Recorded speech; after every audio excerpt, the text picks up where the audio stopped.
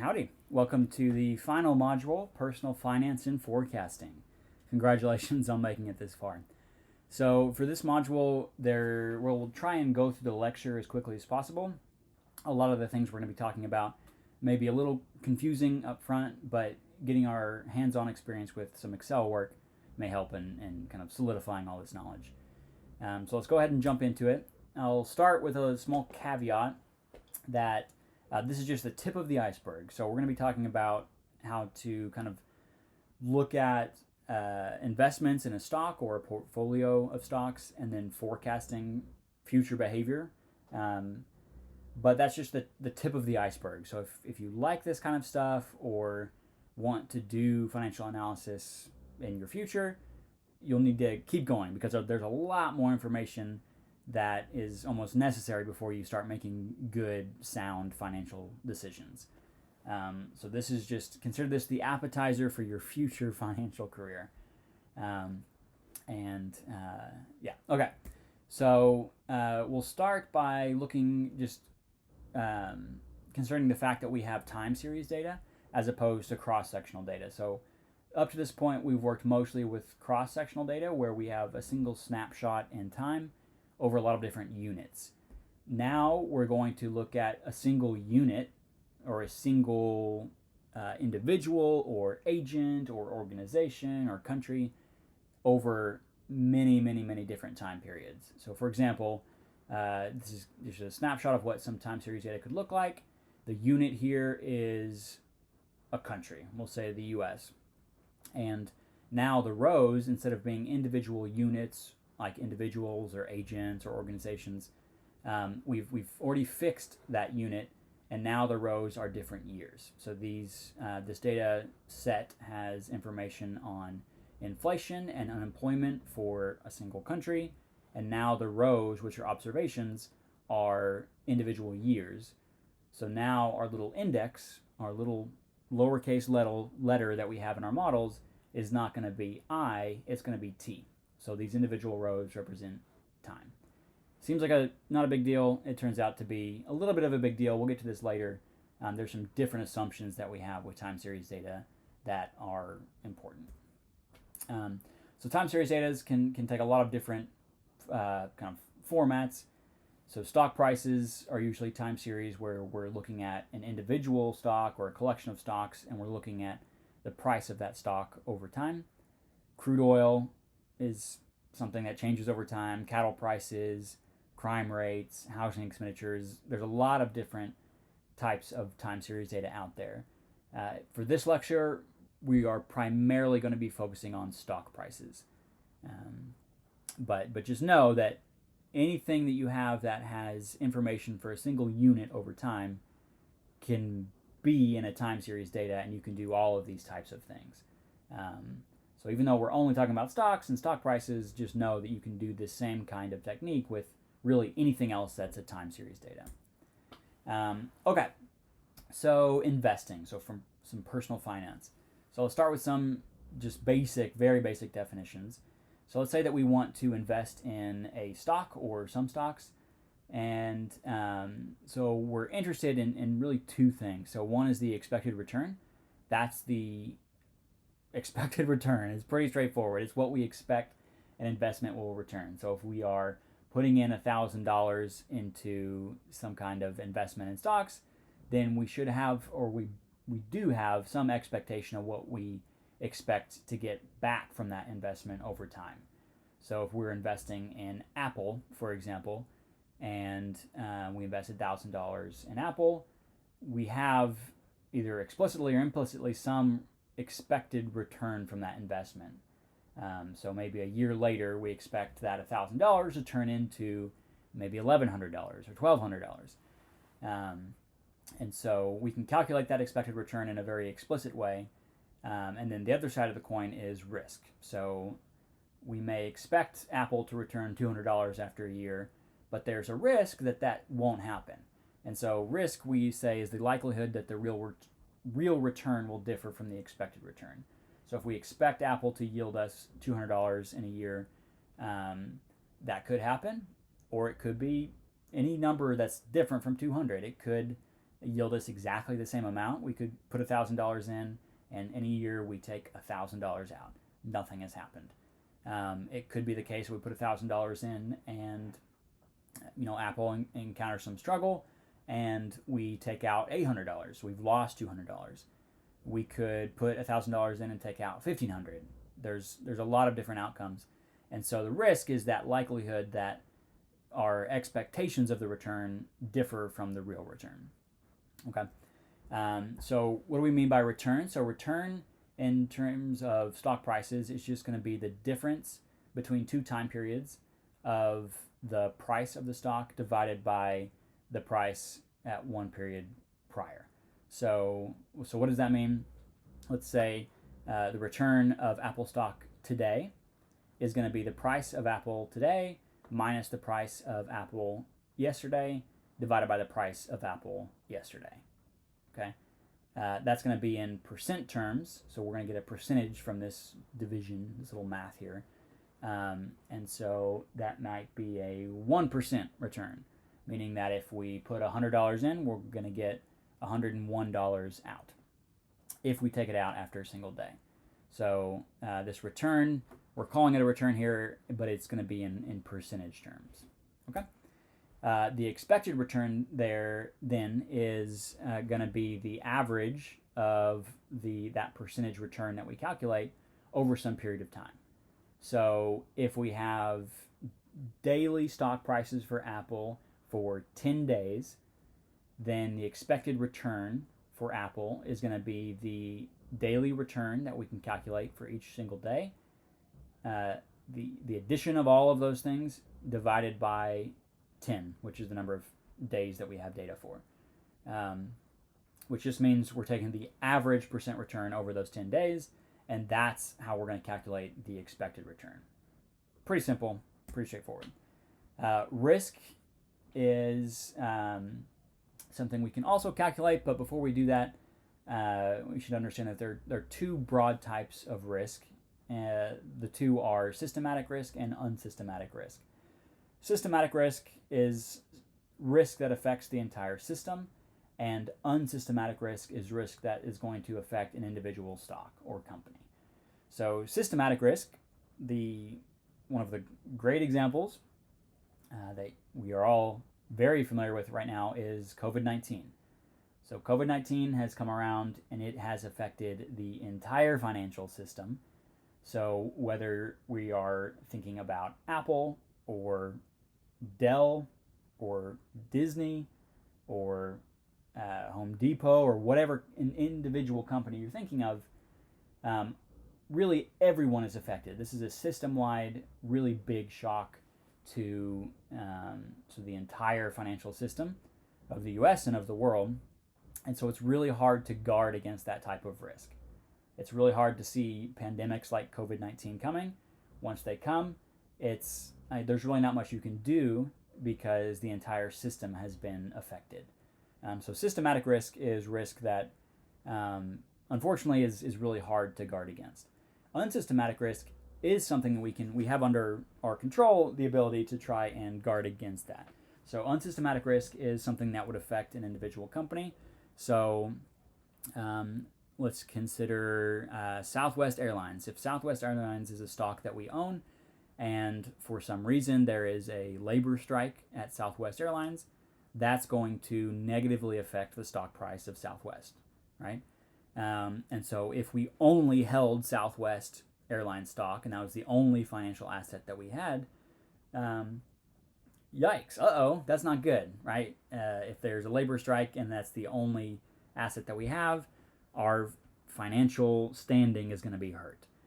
And so one thing we can do if we're interested in minimizing our unsystematic risk is hold some stock in Southwest and hold some stock in something else, like I'll go back to the Apple example. So then we have a portfolio of Southwest stock and Apple stock. And if Southwest has a labor strike, that's going to hurt the stock price of Southwest. Luckily, we still have some stock in Apple who is unaffected by that labor strike. And so that portion of our portfolio is going to be unaffected. So that's generally what we're going to say. To guard against unsystematic risk, we like to develop a diversified portfolio. And as that portfolio becomes more diversified, in general, we're better guarded against unsystematic risk.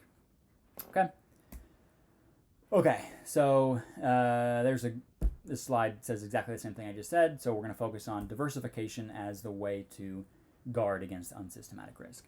So the two broad ways of measuring risk, one is looking at the standard deviation of a stock. And so that's going to look at the volatility of a single stock compared to the historical returns of that stock. So we're just going to look at a single stock and look at how that stock is moving over time. If it's moving a lot, it's really volatile. If it's not really moving at all, then that's not volatile, right? The other way to look at risk is this term called beta. So beta is just the word beta is a financial term that measures the volatility of the stock by comparing the returns of that stock to a standard market benchmark, like the S&P 500. And so this is going to measure the volatility or the movement of the price of a stock, excuse me, by comparing it to the entire market.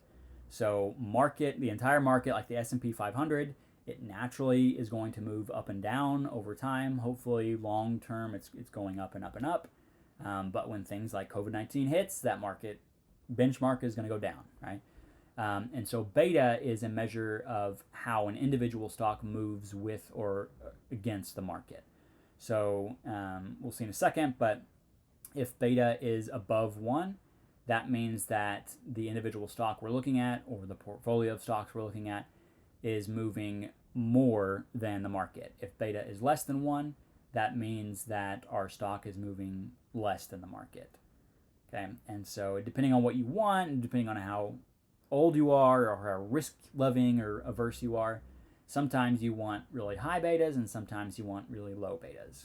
Okay, so those are the two ways we're going to measure risk. Standard deviation is pretty straightforward. We've talked about how to calculate standard deviation for any random variable before, so this formula here should not be surprising. But it's just going to be our X random variable here is the returns or the price of a stock, and so the returns we'll say returns of some stock minus the average return, which is our expected return, squared, add all those up over all the time periods and divide by our sample size minus 1, square root of that, that's the standard deviation. So this is an old definition that we're applying now to time series data, and this is very importantly, this is for a single stock. So if we're trying to measure the standard deviation for a single stock, this is our formula, and we'll talk about the formula for a portfolio in a second. And like I said,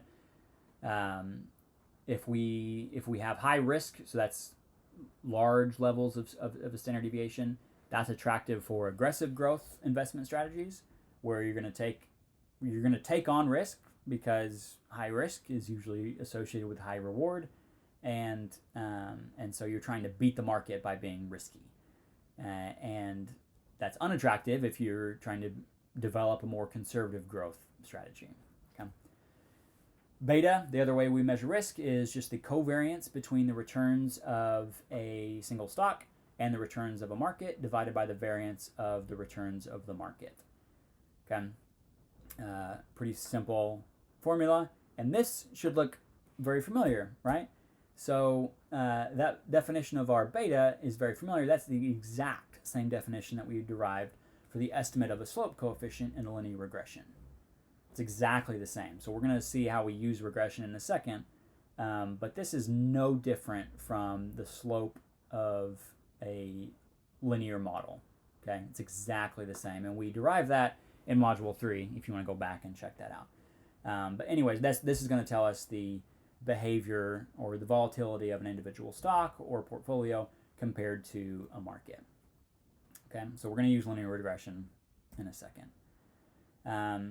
Okay, so if we want to guard against unsystematic risk, so unsystematic risk as measured by the standard deviation or the beta of an individual stock, we can diversify by holding a portfolio of different stocks.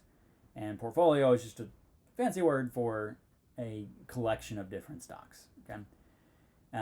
So if we want to calculate the standard deviation of a portfolio, this is the term for standard deviation, P for portfolio. Importantly, this is the definition for the standard deviation of a portfolio with 2 stocks, only 2. And so it's the weight, or how, in percentage terms, how much we hold of the first stock in our portfolio times the variance of that first stock plus the weight of the second stock in our portfolio times the variance of that second stock, plus 2 times the 2 weights multiplied, the 2 standard deviations multiplied, and finally multiplied by the correlation coefficient between the 2 stocks 1 and 2. Okay, it's a long definition, right? And if we add more stocks to the portfolio, this gets to be a very, very, very, very long definition. So standard deviation of a portfolio tells us in that portfolio is going to compare the volatility across time, but it can be a really complicated thing to measure.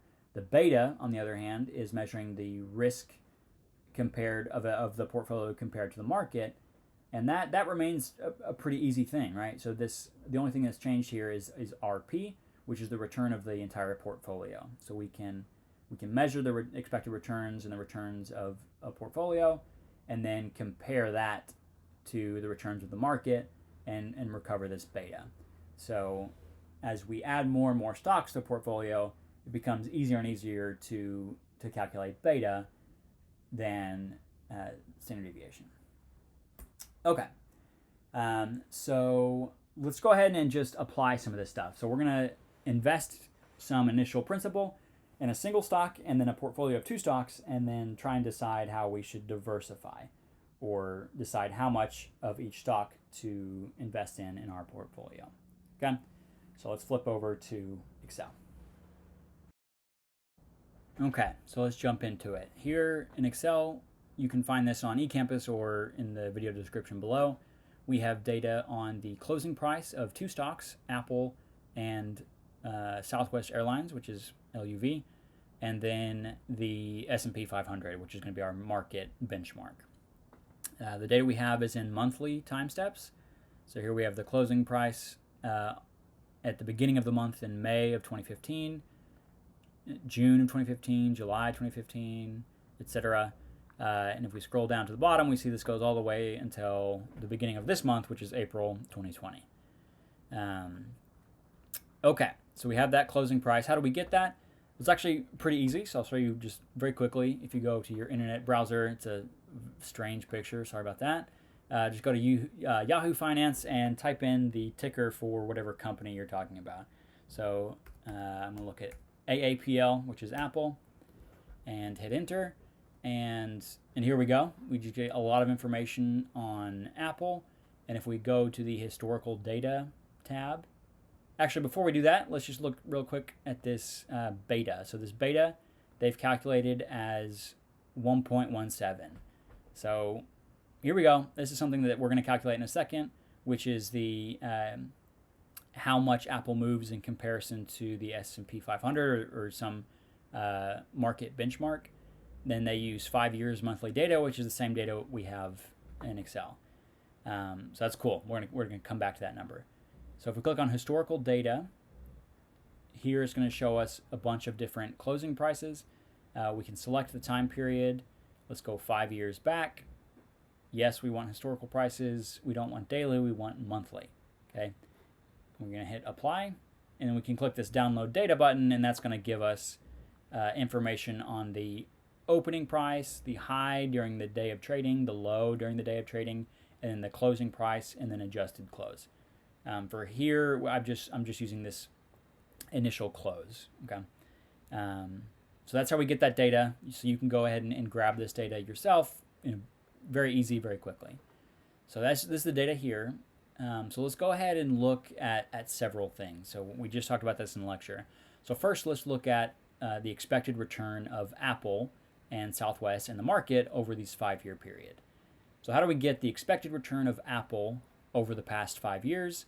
Well, first we need to calculate monthly returns. It's monthly because our data is in monthly time steps.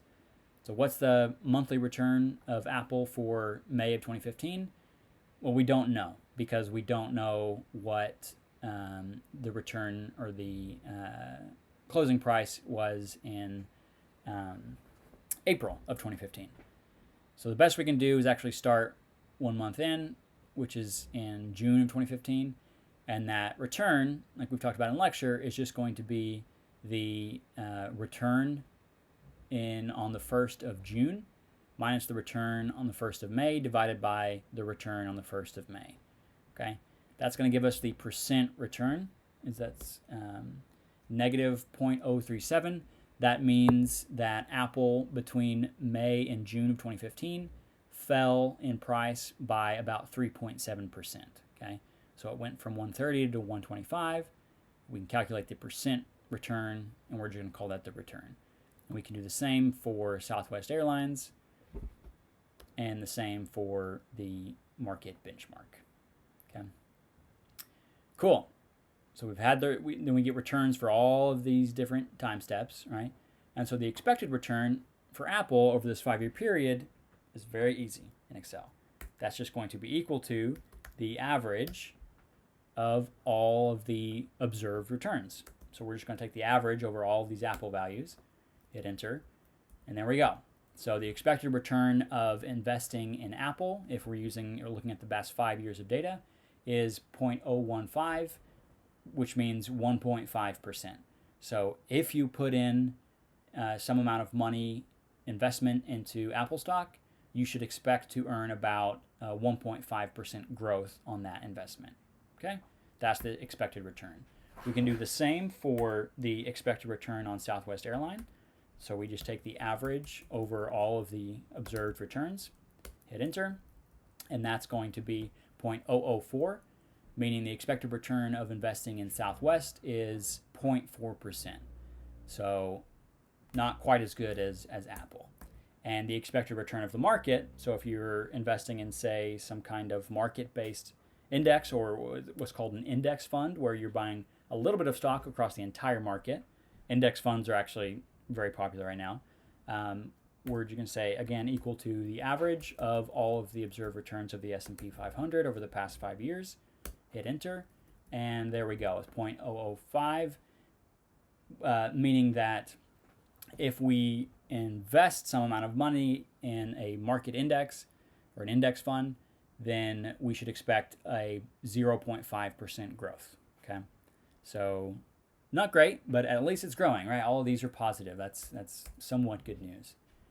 Okay, so that's the expected return for these two stocks, and then the market expected return.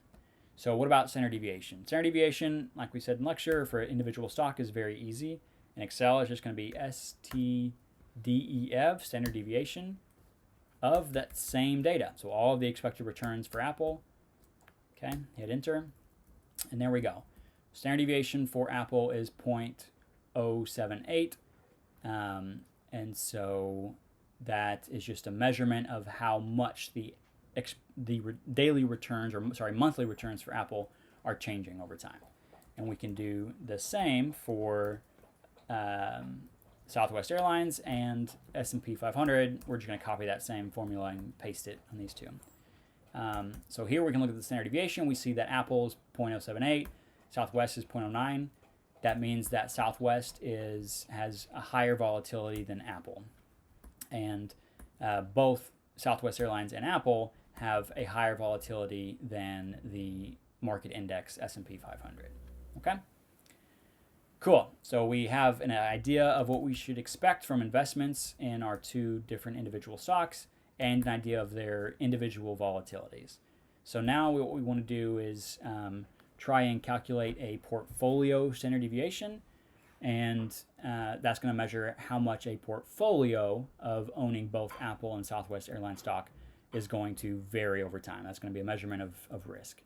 And so before we get started with that, we need to calculate a lot of just different correlations.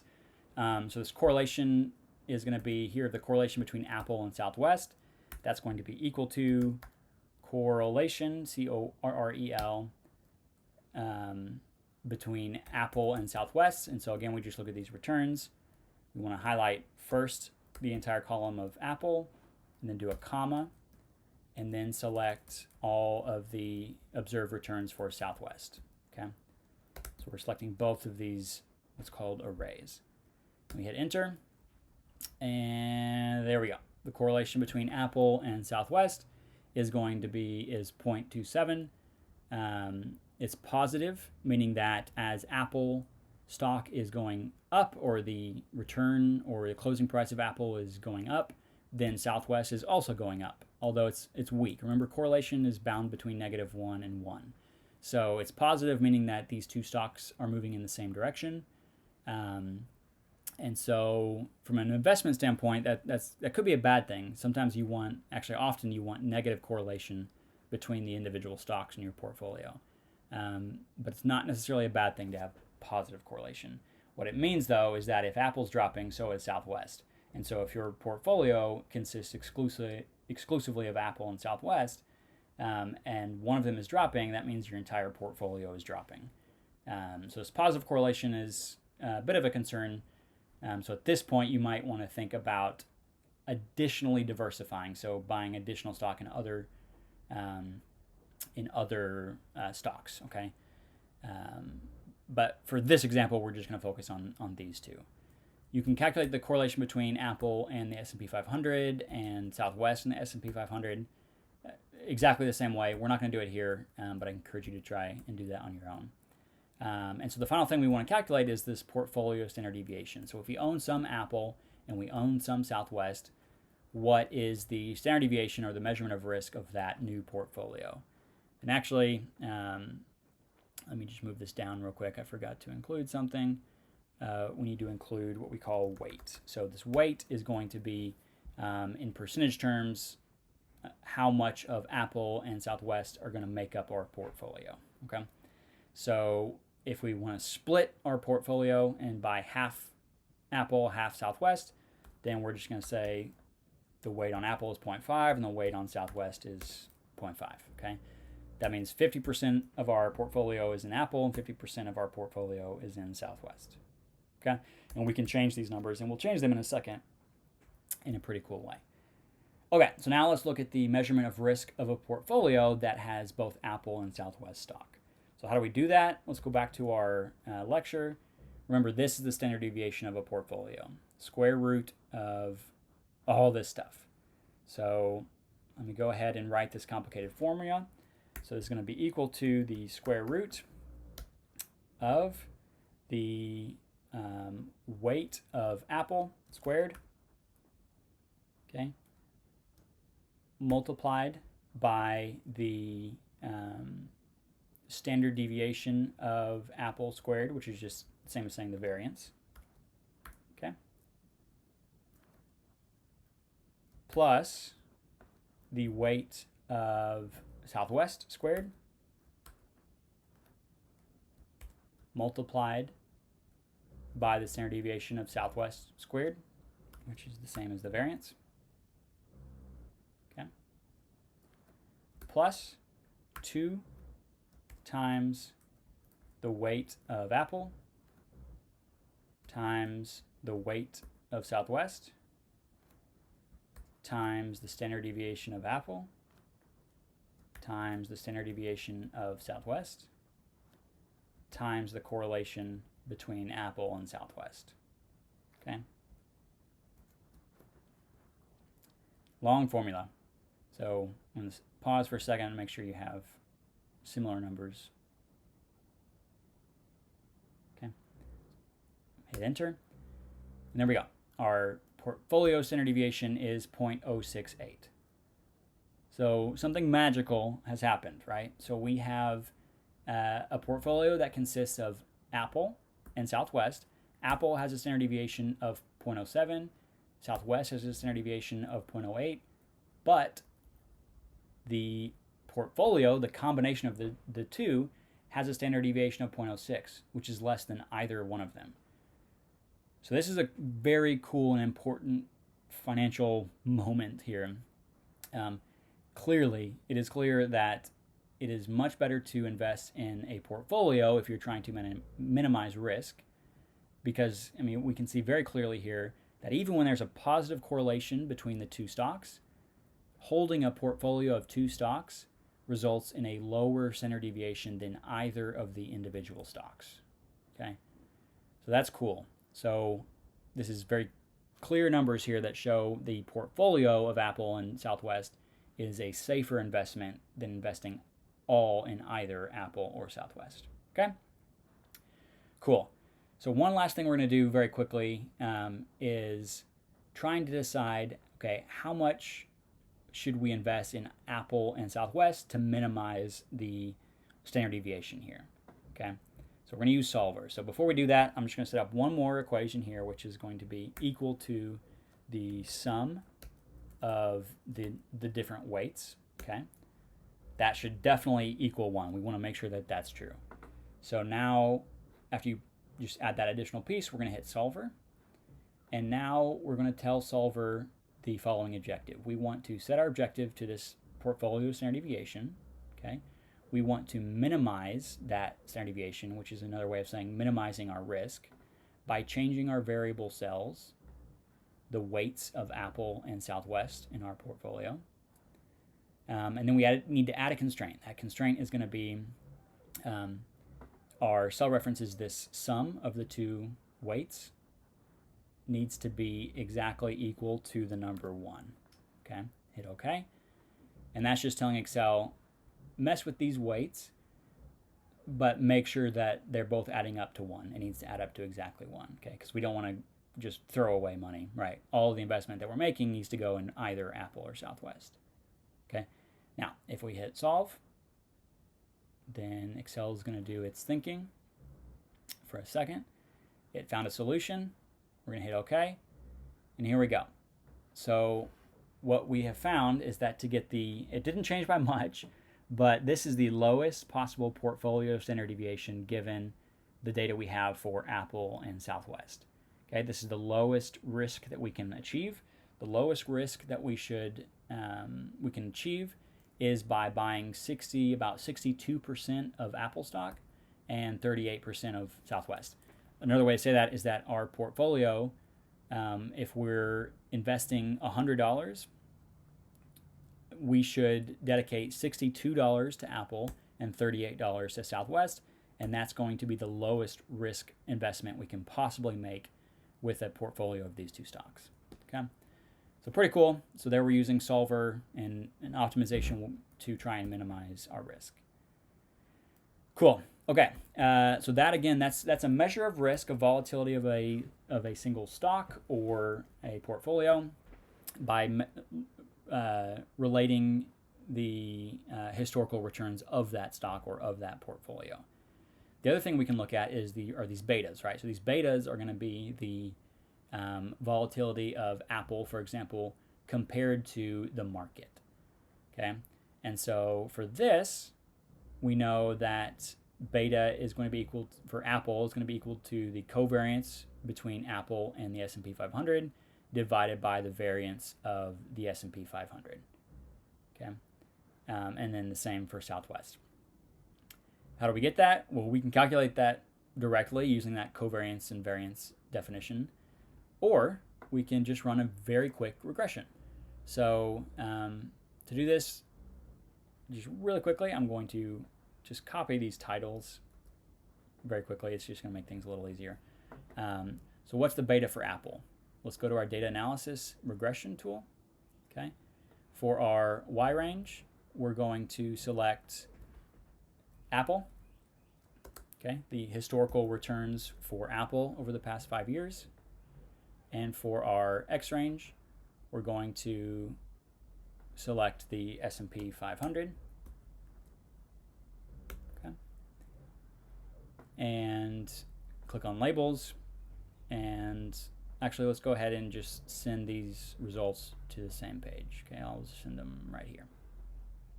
Okay, hit OK. And there we go. This regression should be, we should be very familiar with this at this point. Okay, r squared. We're looking at r squared, right? Not adjusted r squared. F test is significant. That means our p-value is going to be significant. Coefficient of 1.12. What this means, I'm just going to copy this significant coefficient right here. That's the beta for Apple. Okay, the beta for Apple is 1.12, meaning this is above 1, meaning that Apple is approximately 12% more volatile than the S&P 500. Okay. Another way to think of that is if the S&P 500 is going up, then we should expect Apple to be going up by even more than that. So if the market is growing, Apple should be growing faster than the market. On the flip side, and this is the unfortunate part, if the market is shrinking, then we should expect Apple to shrink faster than the market. So this beta of 1.12 means that Apple is moving more, is more volatile than the market as a whole. Okay, and that is just coming directly from this regression. We're regressing the historical returns of Apple on returns from the S&P 500. Okay, and it's a significant result, so we know that this 1.12 is good. So we can compare that. Let's jump back to, remember when we first pulled up our Apple data? If you go to Yahoo Finance and just search for Apple, it's going to give you a beta calculated from 5-year monthly historical data of 1.17. So close to what we got, right? So we used real data and we calculated our own beta of 1.12. Very close to what Yahoo Finance has calculated. So why is it different? We're using exactly the same data, right? So the difference is that somewhere hidden in the footnotes is the what Yahoo Finance has defined as the market index. We use the S&P 500, but Yahoo Finance could be using the Dow 30, NASDAQ, Russell 200. These are all market indices up here.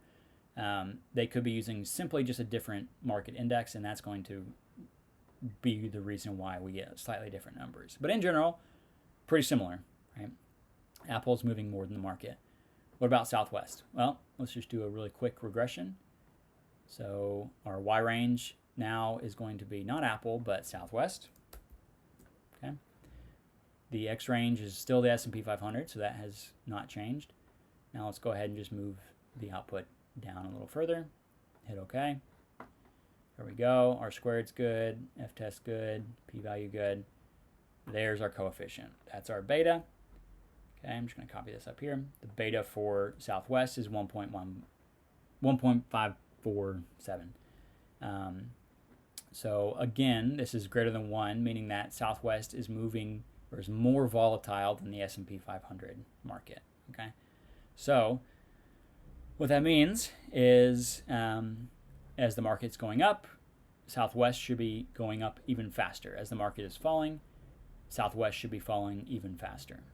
So both of our stocks here are more volatile than the market.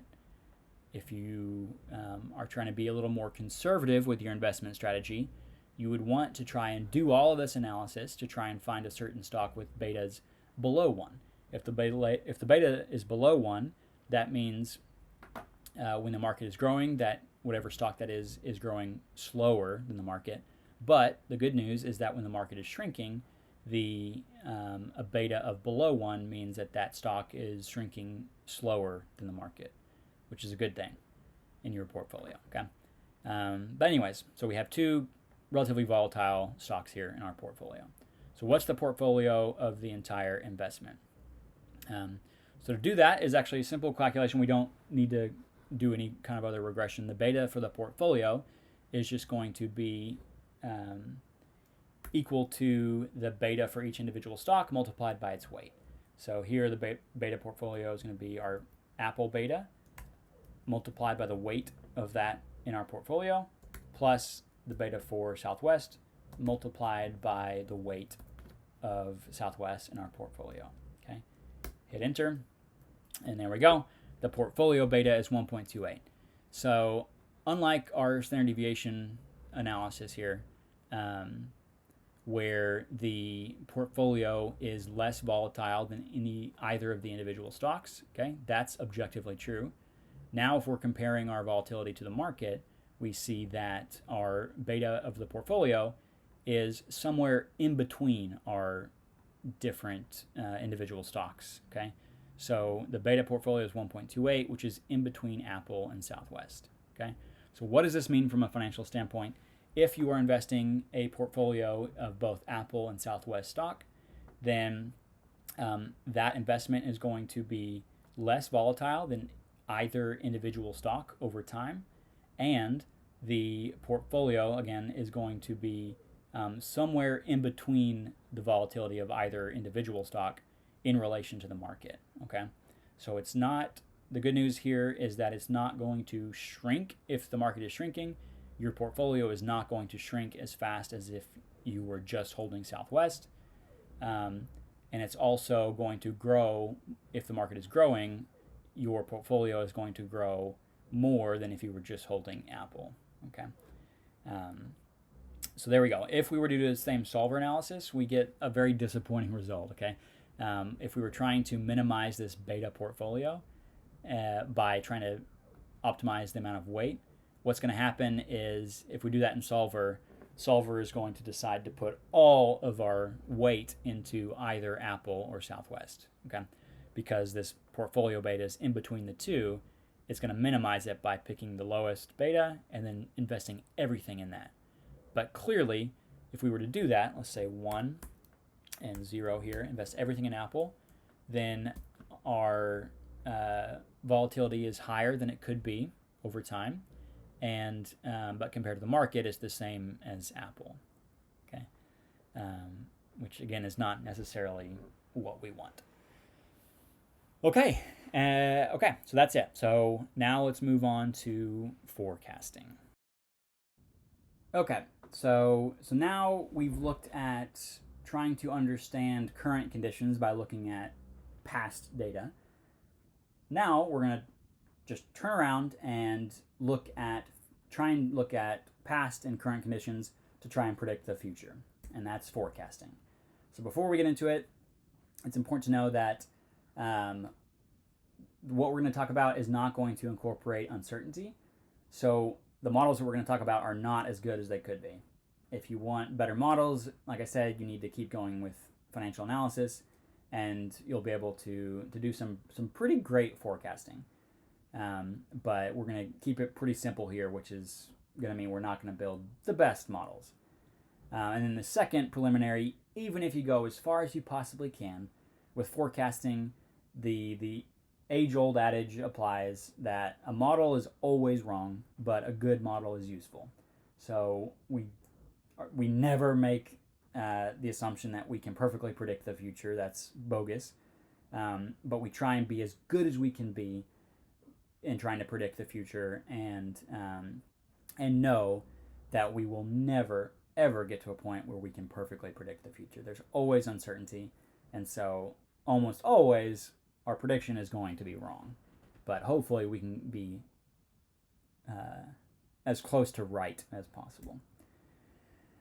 Okay, so there's two broad ways to forecast. One is a static model, and then the other is finite discrete lag models. So static models are pretty straightforward. So in time series data, we are looking at some outcome at time t as a function of some other set of explanatory variables at time t, okay? So beta 1 is going to measure the contemporaneous effect of x on y. By contemporaneous, we just mean the immediate effect. So if x changes, boom, immediately, with no time lag at all, y is going to change at exactly the same time, and beta 1 is going to capture that effect. Clearly, in a lot of economic applications, that's not going to make much sense. So here is a couple of static example models. We'll just look at this first one.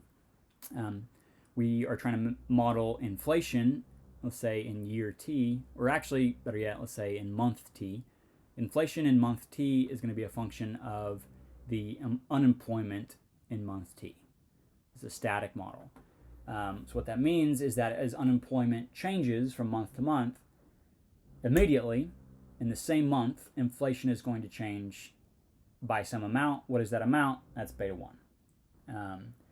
So this could happen. It could be the case that unemployment immediately is going to affect inflation, but maybe not likely, right? It might be the case that unemployment changes, and then slowly that is going to permeate the economy and eventually will wind up affecting inflation, but it could not happen within the same month. It could be the case that unemployment may change drastically, say, like it has in March and April here because of COVID-19. Unemployment has shot way up, and so we may expect inflation to change, but we may not expect inflation to change immediately in March and April. So inflation, we haven't seen a huge change in that yet, but we may see that in the coming months, right? In May, maybe in June, July, August, and further into the future. So if that's the case, if unemployment is affecting inflation, but it's not immediate, then the static model is no good. So we'll leave it at that. The static models, it could be the case that these effects are immediate, but often it's not the case. So that is where finite discrete lag models come in, which is, again, a lot of fancy words that just mean lagged terms, or using some historical terms to predict current conditions. And so here we're going to kind of amend our previous static model by saying some outcome at time t is a function of x at time t plus x at time t minus 1, which we consider, let's just be a little bit more broad about this, some outcome today is going to be affected by some x today plus some x yesterday plus some x 2 days ago plus some x, we can go further and further back in time. And so if we go back to that inflation unemployment model, this lagged model might be better, because now we can imagine inflation in year t is a function of month. Inflation in month t is a function of unemployment in month t plus unemployment last month plus unemployment 2 months ago plus unemployment however many months we want to go back. And so this model might be a better way to predict inflation today. So let's just imagine ourselves sitting in August, and we're trying to predict what the inflation rate is in August. It could be a function of unemployment in August, but we can imagine it's probably also going to be a function of the unemployment in July, unemployment in June, unemployment in May and April and March, because this COVID-19 period is probably going to be a big predictor of what inflation rate is going to be late in the summer and in the fall. Okay, so these lag models are often better in time series data than these static models. Okay, so one big problem with time series data is this question here. So is y, or outcome, is it changing because of x, or is it just naturally changing over time? So back to our example, is inflation changing because of unemployment, or is inflation changing because of other stuff, or is it just naturally changing over time? Does it just naturally rise? And so we can get a better answer and build better models if we include what we call a time trend. So we'll start with that. So in forecasting, there are 3 broad ways to do this. We can look at linear trend models, moving average models, and autoregressive models. Okay, and a good way to do any of this, a good starting point is just to graph our data. So we have our y outcome on the y-axis, and then on the x-axis just plot time, and then you can see how your data, your outcome variable, is changing over time. It's a good first step. Okay, so let's start with linear time trends. So the simplest linear time trend is just trying to predict some outcome as a function of t, which is just time, which is just numbers, 1, 2, 3, 4, 5, 6, 7, 8, 9, 10, through however many capital T time periods you have. That's it. It's pretty simple. So we'll go through an Excel example in a second, but that's a very simple way to predict some outcome. And this is the time trend. So that's going to capture just the natural movement of this outcome over time. And so then we can add other explanatory variables. So here is a lagged model. So we have xt and xt minus 1. This is lagged by one period, plus the time trend. So now this is probably a pretty great model, the best time series model we've seen so far, because now we're saying inflation is at month t is going to be a function of the unemployment at that time and the unemployment at 1 month prior to that, holding time constant, because again we've included this time trend, which is going to, back in our multivariate regression model, when we include these multiple variables, the interpretation of each of these coefficients is, for example, this delta naught is the effect of xt on yt holding time and this xt minus 1 constant. And so we can understand what the effect of these x variables are, in this case unemployment on inflation, holding time constant, which is pretty attractive from a modeling standpoint. We can also include nonlinear time trends. So here's a log linear model, which is another name for our just an exponential time trend, or an exponential model. Why is it exponential? Well, if we exponentiate both sides here, we get y equals alpha plus, e to the power of all this stuff here, which is the definition of an exponential model. So this is an exponential time trend. So instead of just forcing the normal time trend to be linear, now we're allowing the data to move up in an exponential trend. Quadratic time trend, this should look familiar. This is now allowing that time trend to move up in a U-shaped curve. Okay, and so why should we include time trends? Well, without time trends, we often get spurious relationships. So this is just a quick example. Here we have the log of the housing investment per capita as a function of the price index for housing. This is a log-log model, right? So this is an elasticity. We should know that. This means that as the price of a home increases by 1%, then the investment per capita of housing should increase by 1.24%. Okay, no surprises there. So that's the model that we are predicting naively. But there could be a natural trend in per capita housing investment, right? And so if we're including this extra term here, which is just this little t, right? That's the time trend.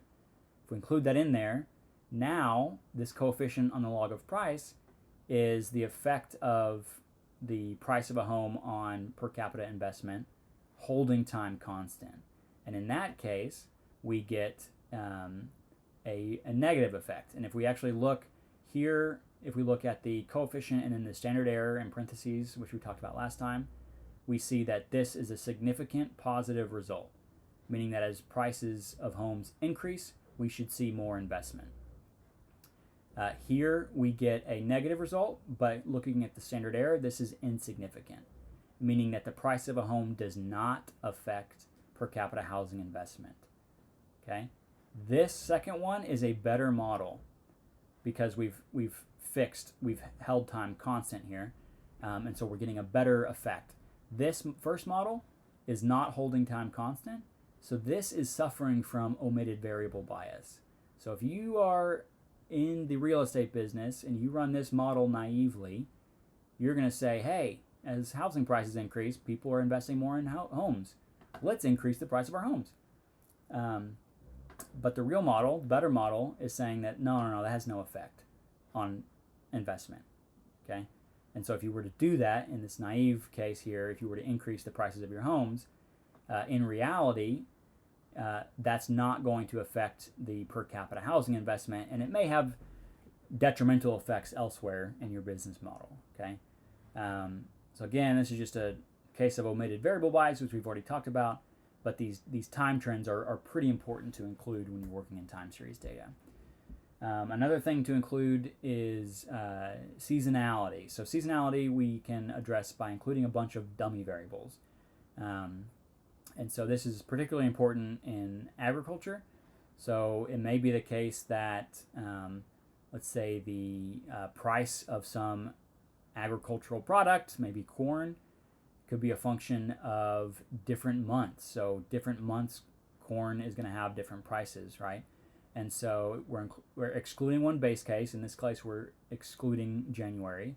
So all of these dummy variables, these coefficients here, are going to measure the effect of this month on the price of corn. So it's just, again, these are just intercept shifters, just the difference in the price of corn.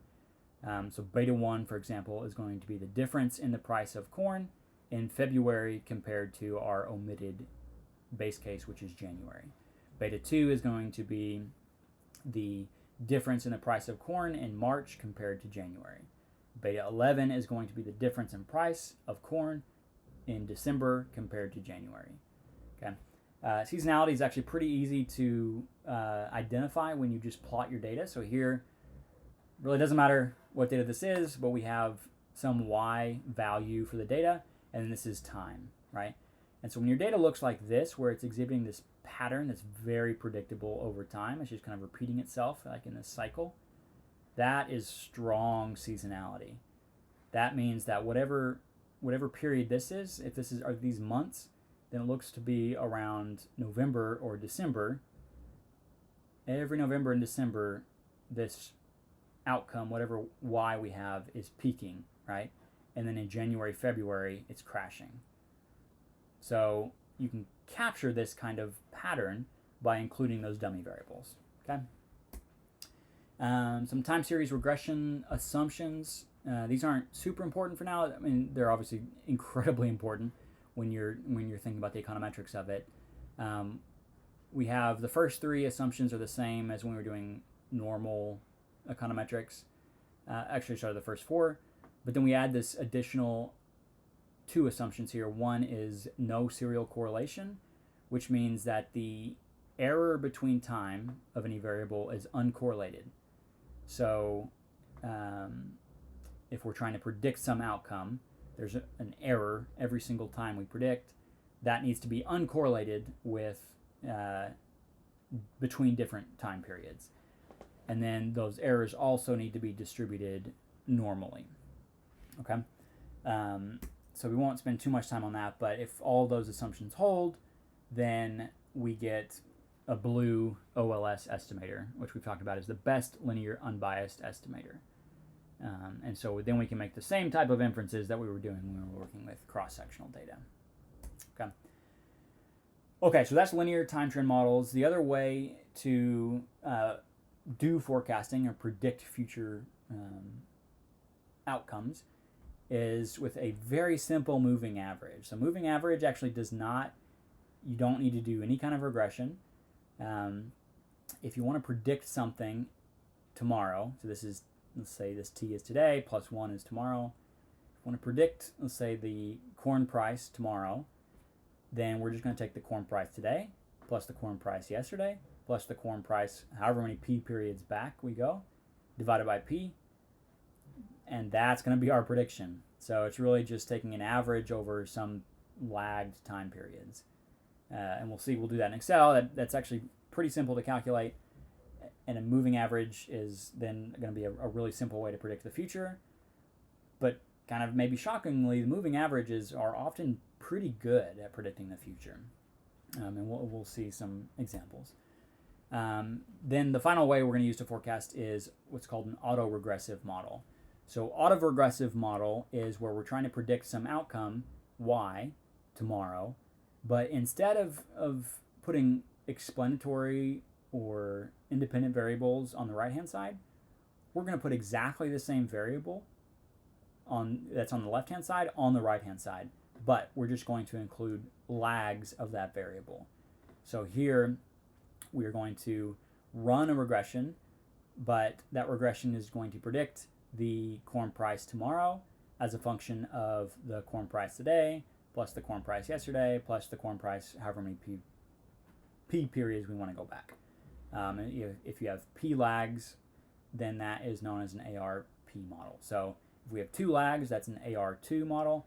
If we have 3 lags, that's an AR3 model, etc. Okay? So how are we going to forecast? So if we do a linear time trend, then we're just going to estimate our linear time trend model like we were doing before, get the coefficients, and then use that coefficients or the set of coefficients to predict the number of any number of periods ahead. Very simple.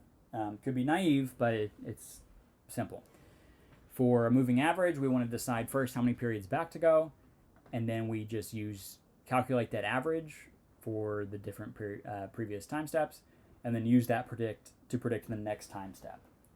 Then we can repeat steps 2 and 3 by using our predicted values as real values that we think are going to happen. And again, we'll see this in an Excel example. It might make more sense in a second. And then with AR models, we're going to choose the number of lags, estimate that model, and then use the coefficients to predict the different time steps ahead. Okay? And then finally, how do we know what is a good forecast? So first of all, if the forecast is using a regression model, we can look at the traditional things, right? We can look at the R squared or the adjusted R squared. We can look at the F test or the significance on the individual coefficients. All of those things are still good and okay to look at. But we also have this really cool thing where we can predict some outcome, this y hat, and then compare it to the actual outcome. And we're going to call that our error, which is pretty similar to what we've always defined error. And so the mean squared error is just going to be all the errors from our prediction squared, added up, and then divided by however many periods forward that we predicted. Right? Okay, so this is going to be like the average error that we have. So that mean squared error is something we haven't really used before, but that's a pretty good way for time series data to determine the best models. Okay, okay, and so that's it. So now let's do some practice. So we're going to go back to our stock prices.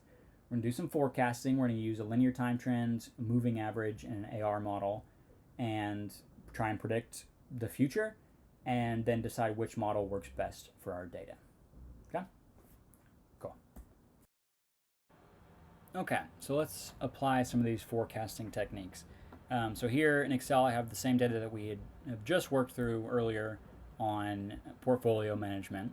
So what I'm going to do is just use the time series data on the closing price of Apple. Okay, so what I've done is just kind of copy that table to a new sheet that we're going to fill out together. So here we have monthly data on the closing price of Apple. Okay, this is just copied and pasted from the previous page. And in column C, I have the same exact information. What I've done is just delete all of the closing prices for the year 2019 and 2020. So we're just kind of standing at the end of 2018 in this column C world. And we're going to come back to that in a second and use that to predict in the future where there is no more data. And we'll see how the perils of doing that. Okay, and we have our 3 approaches to doing forecasting: linear time trend, moving average, and autoregressive models. So let's start with linear time trend. So what we want to do is try and estimate the closing price of Apple just using a linear time trend. So that means Apple is our little YT. So the closing price of Apple is going to be a function of just little t. Okay, so if we go back to our regression, we see that a very simple time trend, here is simply what we're going to do. So this is the closing price of Apple is going to be a function of just the time period t. It's very simple, the most basic linear time trend.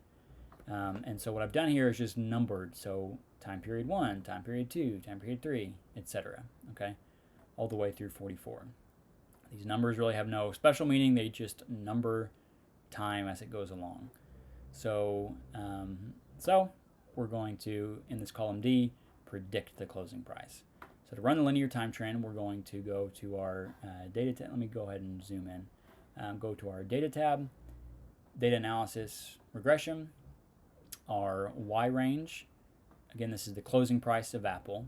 So we're going to select that. Column C, because we're just going to assume our data just goes to 2018. Okay, cool. The X range is very simple. It's just going to be T, our little time period. Okay, select all that. Include labels. And then for the output range, let's go ahead and just put that over here for now. Okay, So I'm going to hit OK. And there we go.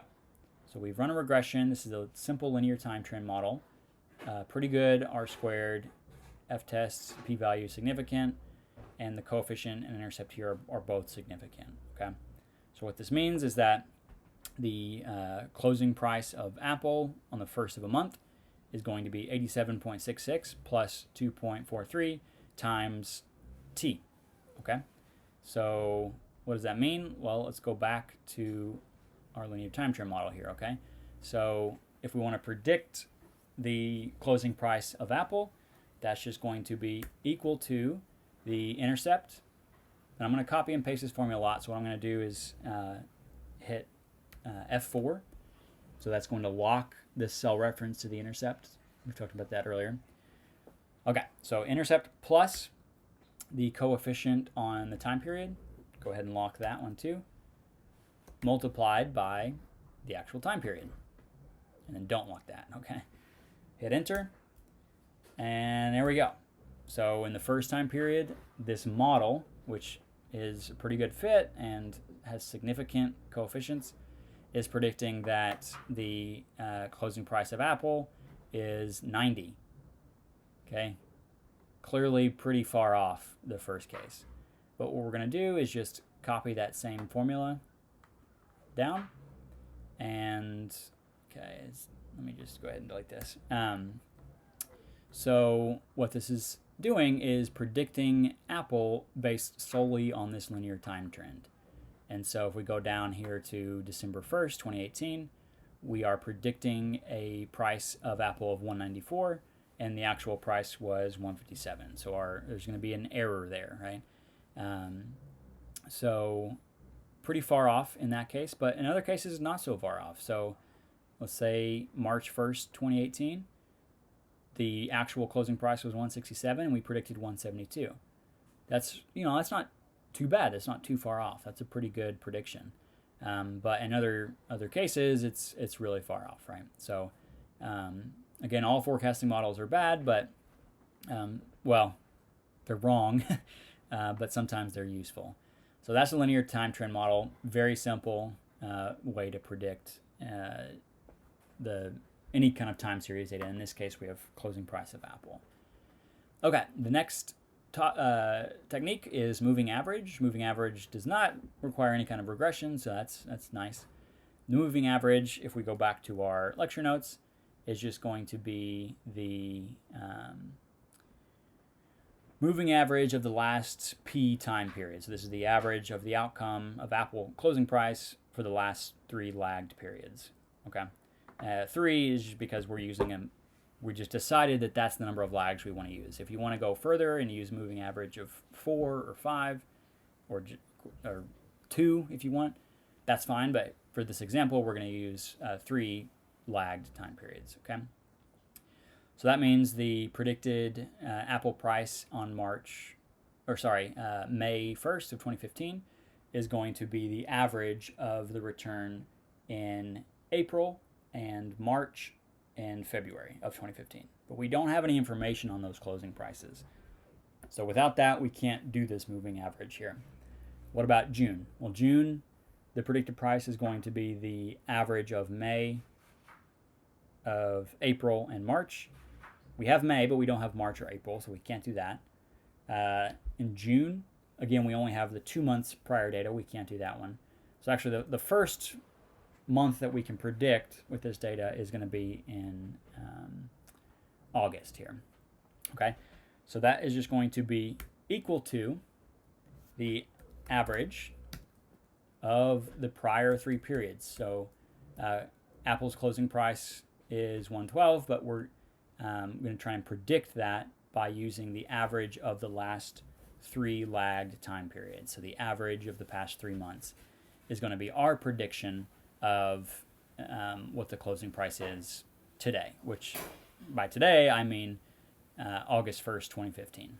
Okay, so if we hit enter, we've predicted a closing price of 125, and the actual closing price is 112. Okay, not terrible. It's a lot better than our linear time trend, right, at 97, but it's a little off.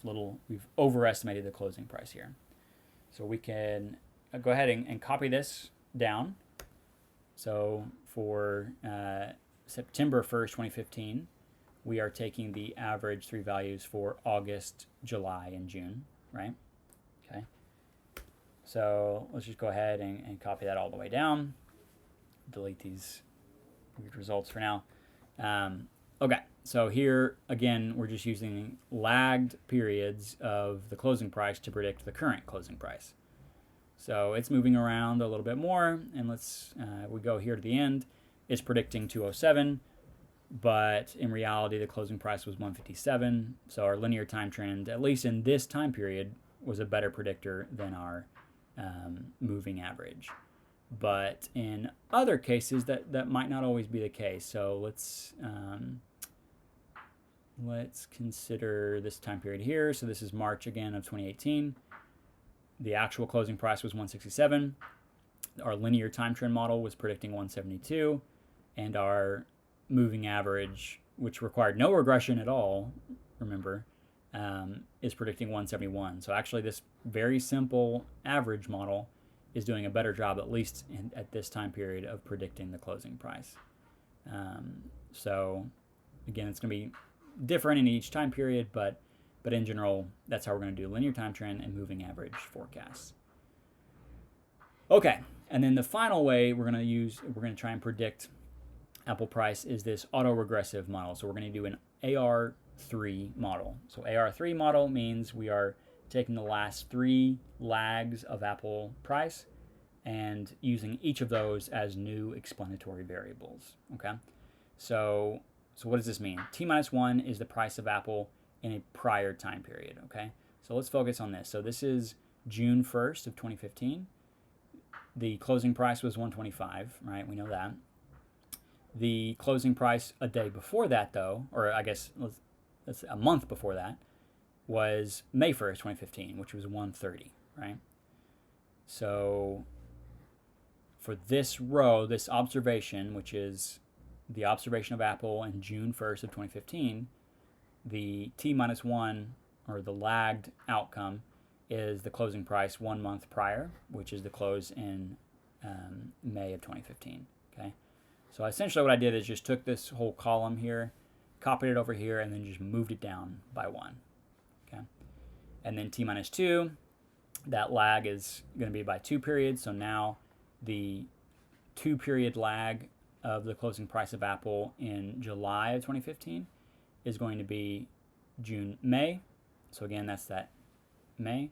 And then 1 lag from July's perspective is June's closing price, which is 125. Right? So again, same way you can just copy this whole column and move it over and then just drag it down by how many lags. So T-1, you're going to have 1 space, T-2, 2 spaces, T-3, 3 spaces. And you can go crazy as many of these lags as you'd like. But here, this is an AR3 model.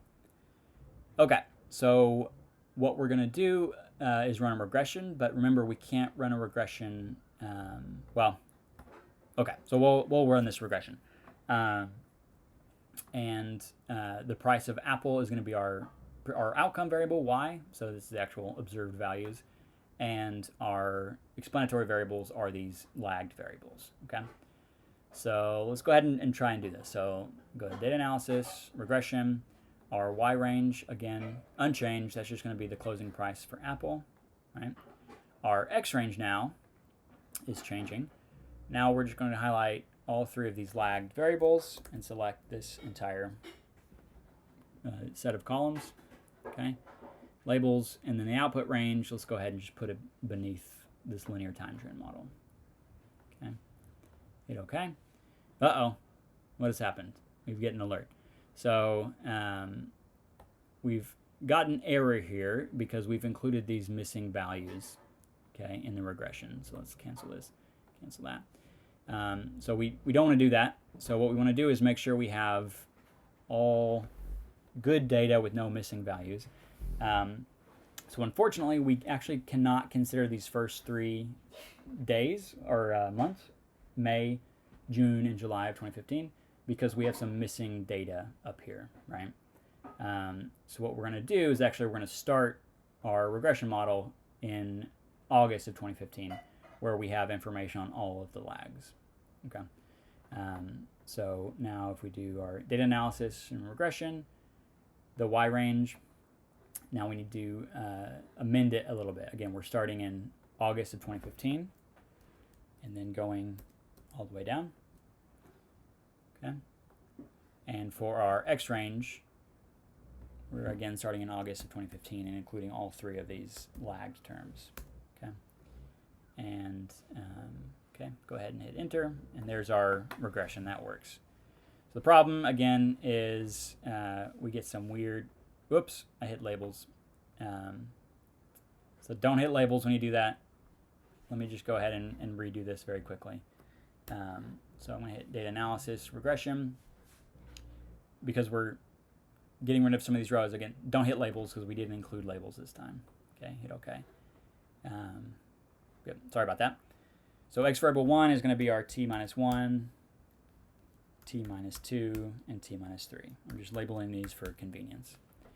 Okay, so r squared, pretty good. We have actually, the adjusted r squared is pretty good. F-test is significant, great. P-values, intercept is not significant. The t minus 1 is significant. T minus 2, insignificant. And t minus 3, insignificant. Okay, so even though we're getting a pretty good model fit, it seems like t minus 1, one-term lag, is really just driving the entire model. Okay, so that's good. That's good news for us. So it makes our lives easier. So we want to predict Apple. All right. So to predict Apple, we're going to say that that's a function of the intercept plus all of the coefficients of t minus 1 times t minus 1, coefficient of t minus 2 times t minus 2, etc. But again, the only significant variable here, luckily, is this t minus 1. So that makes our lives really easy. So that means that our predicted Apple, is going to be equal to no intercept, but the coefficient on t minus 1, right? And lock that, hit F4, multiplied by the value for t minus 1. Whoops, in this case is nothing, right? So we're gonna hit enter, that's nothing, right? But then we can go ahead and just copy this for the rest of the rows, or rows in this single column. And there we go. So we get a model. This AR3 model is predicting Apple price. So we can go ahead and just compare it. This is the real closing price. This is the predicted closing price for AR3 model. And so let's just pick the very last day. So here we get the real closing price of 157, right? The linear time trend predicted 194, moving average predicted 207, and our AR3 model predict 195. Okay, so on this day, this occasion, it looks like our simple linear time trend was the best. All three of these way over predicted, right? But it's barely the case that our linear time trend is the best. But that might not always be the case. Let's go back to March of 2018 here, okay? The real closing price was 167. Our linear time trend predicted 172.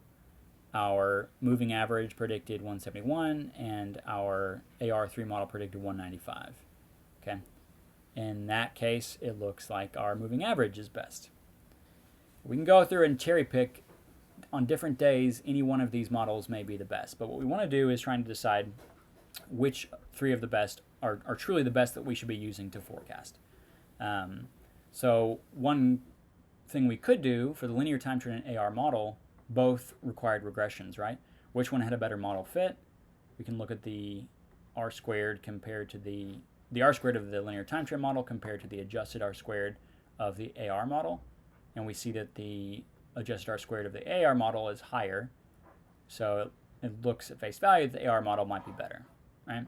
But we've seen anecdotally that the AR model has done a pretty poor job in some cases against the linear time trend. And we can't even compare either of those to the moving average because there's no regression there.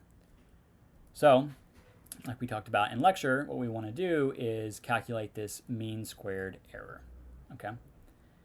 So how do we calculate the mean squared error? That's the difference between the actual and our predicted values.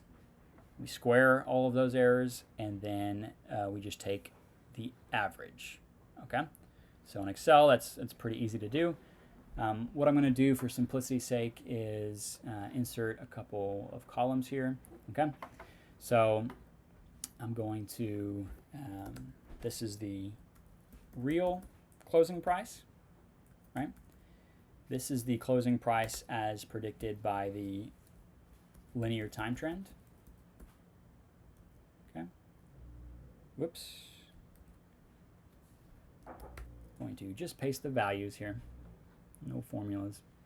I'm going to call this the LTT, linear time trend.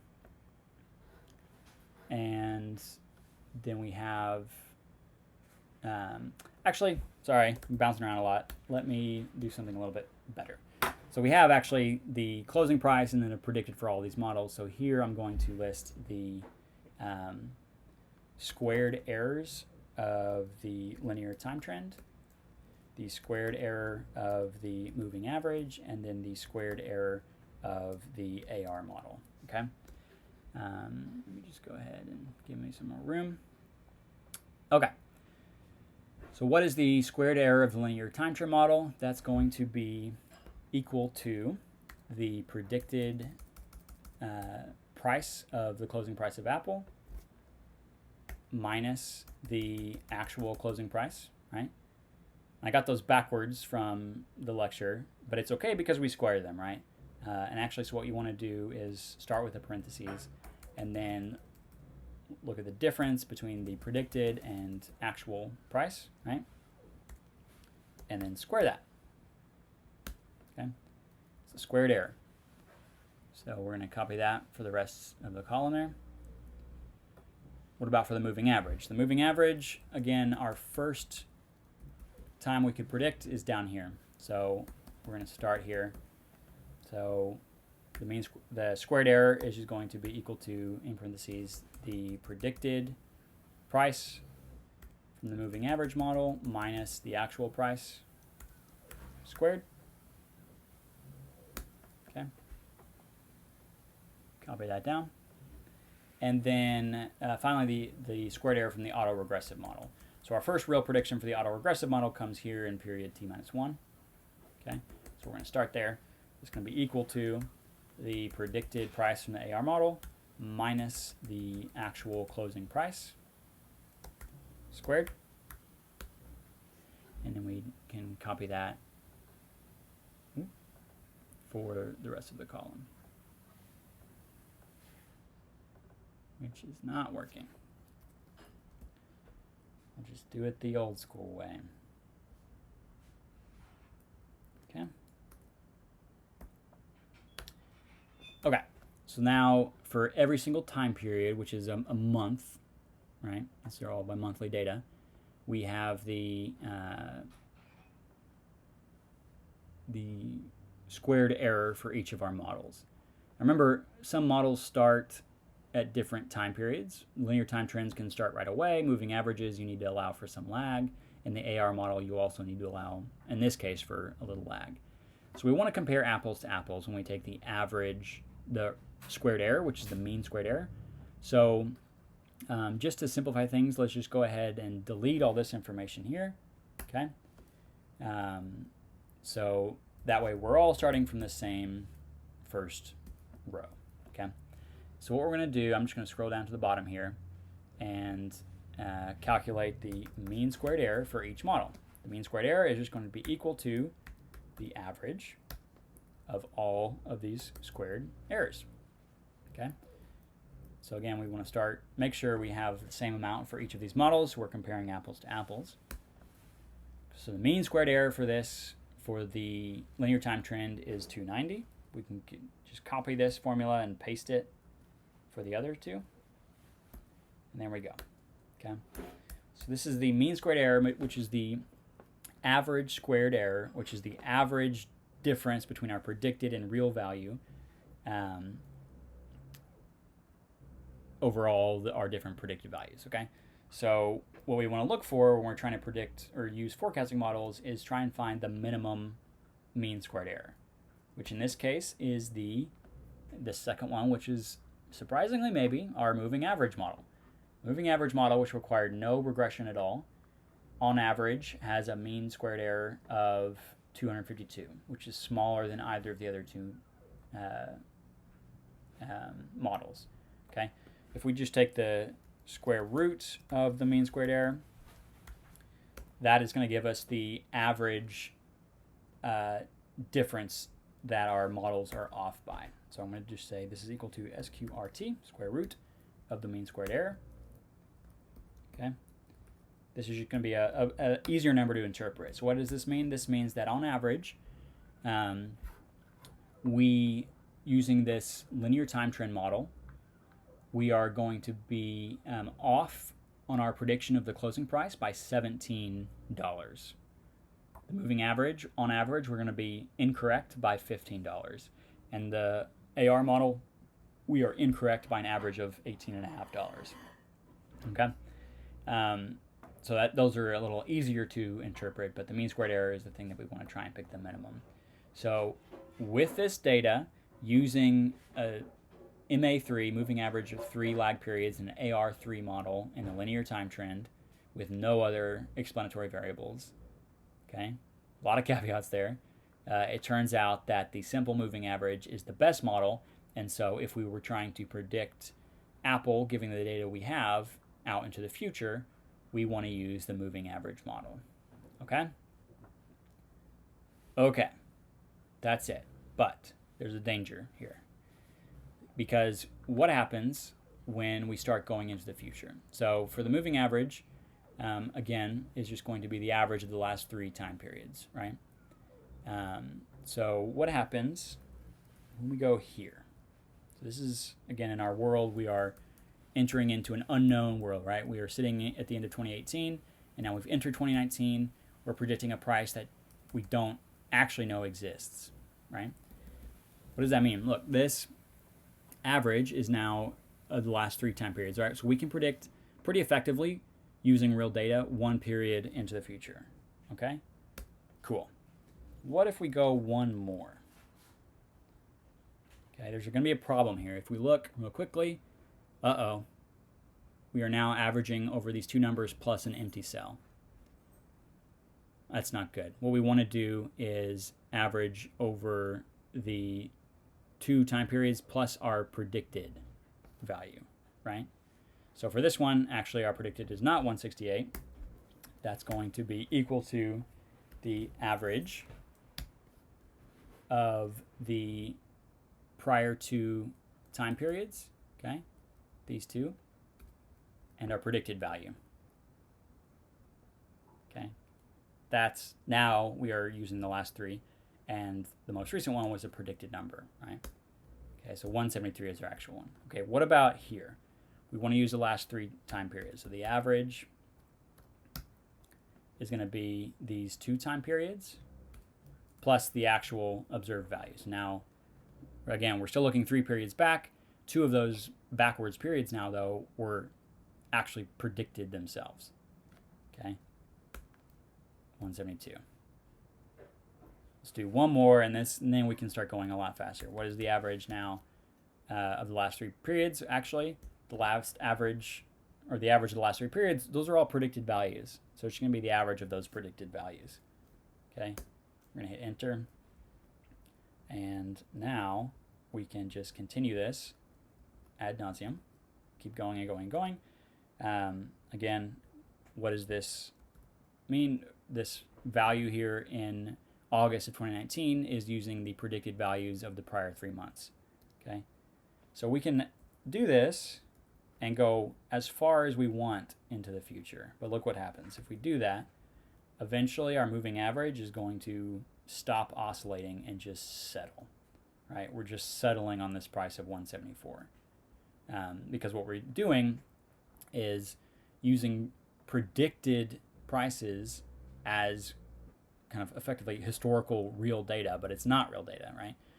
So predicting into the future here is going to be a little bit of an issue because we don't know what these values are. So eventually our mean squared error is going to go way up because of this moving average. We can't really predict very far into the future because we're using predictions as real data, which is just not a very good idea. Okay, so in this case, our moving average is the best forecasting model if we're predicting just a single period ahead. But if we go into the future, moving averages models, they are not very good for predicting way into the future. Linear time trends, however, are pretty good. So if we were just to continue this, say 45, 46, 47, 48, etc., these are the linear time trends getting better and better, right? So again, the real value, this is the future, which is supposedly unknown to us. In April 2019, the real price was 200. The linear time trend predicted it was just $4 off, right? But our moving average was way off at 177, right? So linear time trends, if we're predicting far into the future, the linear time trend and AR models are going to be better. And in fact, autoregressive models are going to suffer from the same problem as the moving average. When you're using lags, you should not ever predict into the future more lags than you have. So if you're predicting 4 periods out into the future with an AR3 model, you're not going to get good results. Same with a moving average model, but for linear time trends, those are kind of handy because you can go any distance into the future and it's often not that bad, right?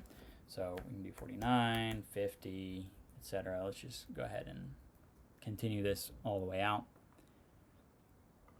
Okay.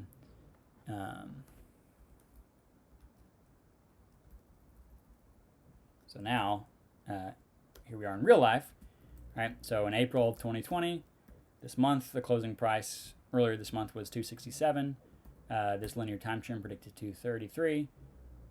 So again, there's some error there, right? But it's a lot better than the MA model, way better. The MA model is almost $100 off. And the linear time trend is predicting a little bit more, right? So it's predicting that in May, it's going to rise by a little bit. But let's just keep an eye on it. Come back on May 1st. The class will be over by that point, but come back. I'd be willing to bet a lot of money that Apple is not going to be quite so high because, right, of systematic risk. All of these stocks that we've talked about are probably going to fall, and the whole market's going to fall because of COVID-19. So again, it's a lot of information, but given all this, you should be able to predict a time series data into the future.